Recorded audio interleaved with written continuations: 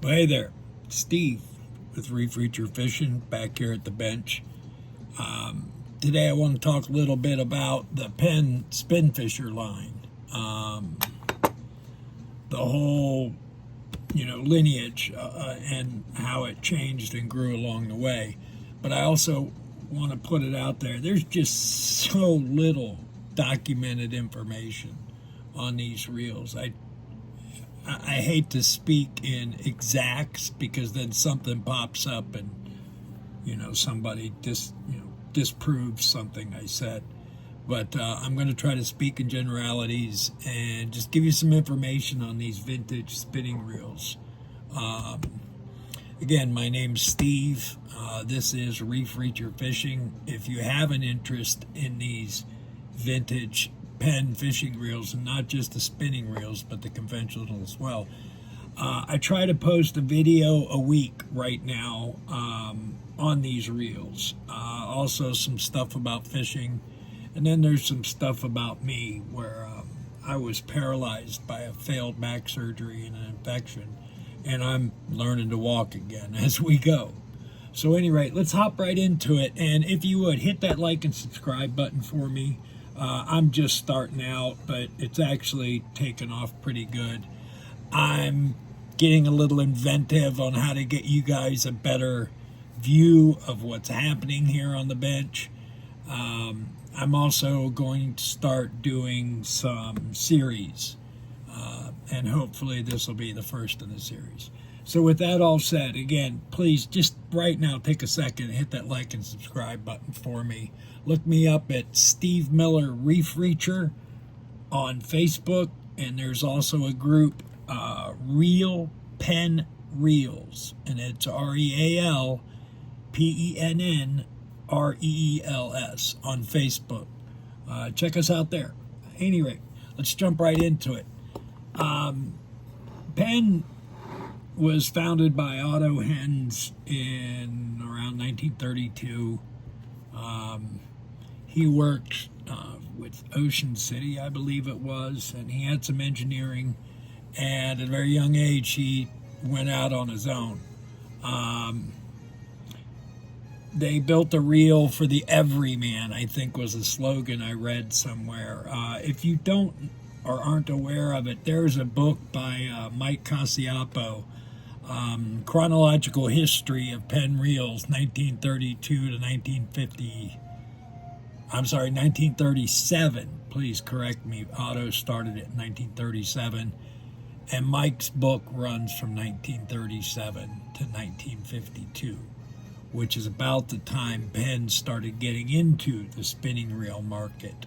I believe Mike mentioned to me in a message one time that 1952 is when they started, but they didn't release anything until 1961, I believe it was the first year of the Spinfisher.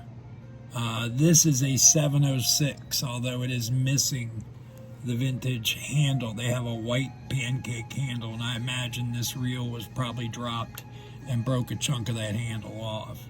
But part of this small part here is still the Penn handle. This, I believe, is from another Penn reel, Stratic or something like that, possibly. But at any rate, this is a bailless. This is the goat.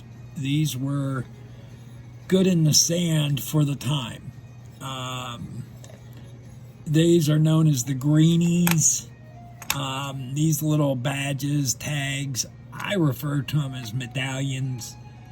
This is one of the most valuable parts of the reel.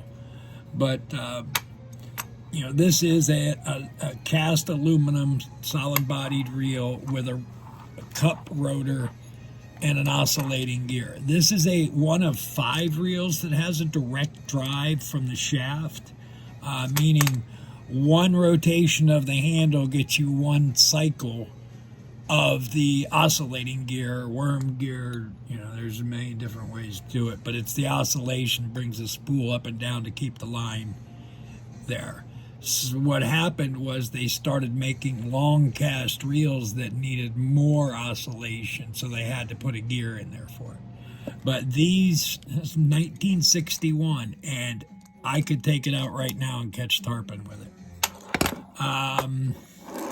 Some of the greenies are blue. This is probably 1970s. I shouldn't say because I have no idea. It's the Penn 722. This is Penn's venture into ultralight. And again, this solid bodied, very simple, over-engineered. There's not, if you don't count these little intricate parts in here, inside here, there's a spring and a ratchet for the anti-reverse. There is the main gear that's attached to the handle shaft to the handle. And there is this one has a white plastic block that goes around on a knob on the main gear.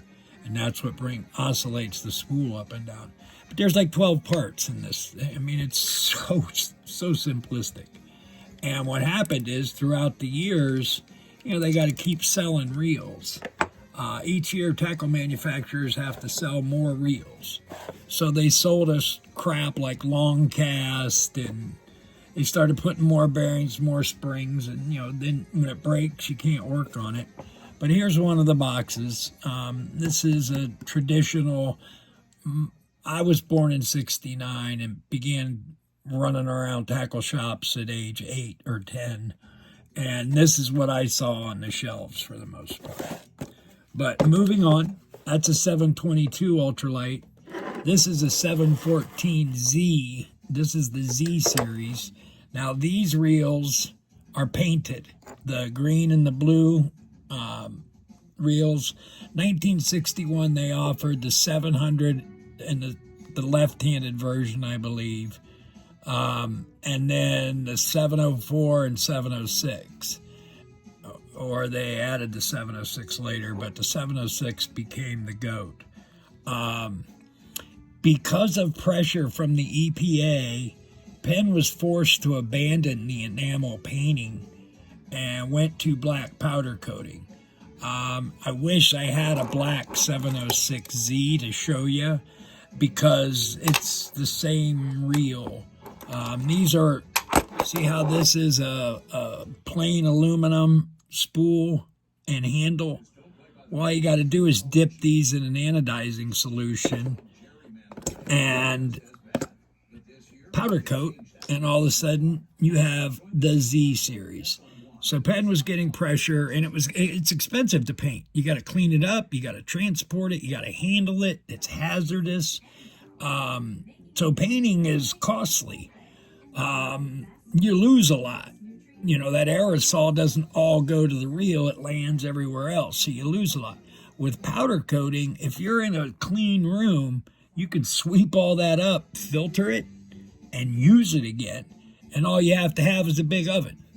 So Penn came out with the Z series, and you can see, even though this happens to be probably a Canadian reel because it's in French and English, but the Z here designates it. This is a greenie, only black. Okay, and this is a 714, like I mentioned earlier, and you can see it in my hand. I think these come in the 18 ounces, maybe 22, I think I read somewhere. But this is the smallest one. This is the 716, and it's missing the little tag you see there. But this one was my mom's reel down in Florida. They're solid-bodied, simple, and they're still popular to this day. 40, 50, 60 years later, we're still using these reels. Well, somewhere along the line, Japan got involved and started making throwaway stuff. So building the best product kind of fell by the wayside. These were released in the 70s. I'll leave it at that. once Penn decided to go away from this cup and rotor design, they came out with my favorite, and I believe one of the greatest spinning reels ever invented, blood and guts wise, was the SS series, or skirted spool. Maybe SS wasn't the best designation, but 1978, the Penn Spinfisher Reels of Champions was released. And excuse my mess. I'm trying to do this from a wheelchair, guys. I'm getting better. Here at Reef Reacher Fishing, we try hard. Second place always tries harder. But this is, you see this gold. There are actually gold versions. See this, how this is gold colors? These reels exist. I've seen them. Can't find one now, and the guys who collect, we just don't get along. Any rate, Penn came out with the skirted spool series, which is what you see here. Now these reels have a black plastic tag. They're advertised with a stainless steel pinion. I've owned 12 or 13 of the 3 different models of this, and only found one stainless steel pinion, and I'll never get rid of it. But you see here, the 750 SS, or 7000 series, high speed 4.6 to 1. The gold chrome on these and the black, some people call these black label, but this is 1978, 1979. Chrome handle, stainless steel pinion, and the gold is usually more of an orange color, which is transitional in the manufacturing of these reels. Now this is a 750. I caught a 115-pound greater amberjack on one of these. Huge spool capacity, especially with braid. Huge spool capacity. 3 bearings, 4.6 to 1. Great drag system. I mean, if you get offshore and you get a big fish, you just got to keep it out of the anchor, because this thing will catch it. It's got enough line capacity. That's what made these special to me, was you got to run them over to stop them. Now, here's a later version. This is the black plastic, and this is what they turned into. And actually, this is an 850. This is a bit larger. This is the largest of this generation of Spinfisher. There is a 9500, but those are 4-digit reels. Those came later, and they're not as desirable. Penn started getting chintzy, because people buy one of these. Here I am 50 years later, and it's still working. They weren't selling reels, so this planned obsolescence began grabbing hold in America because they couldn't compete. This is all my opinion. IMO. Don't get hurt. If you know better, leave a comment below. Again, if you like what I'm doing here, check me out, Steve Miller Reef Reacher on Facebook. Penn Reels on Facebook. It's a great group. 1,300 people right now. We buy and sell. We talk about this stuff. I customize these. I'm beginning to take the older beat up ones, and I spray them with Duracoat, a firearms coating. It's like powder coating, only it's thinner. And it's a lot easier to use than most everything. But this reel here, I mean, you could catch, if you had patience and a good captain running the boat, you can catch most stuff that swims. I mean, it'll hold 500 yards of 80-pound braid. You can't break 80-pound braid. Not with a rod all bowed up, at any rate. There's just not enough drag there. So, at any rate, guys, I'm trying to keep these short and sweet. If you like what you see, please hit that like and subscribe button.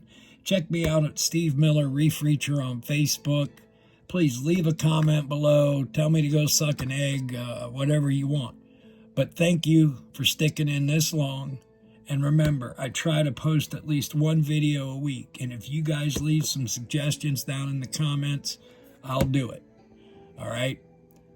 See you on the next one.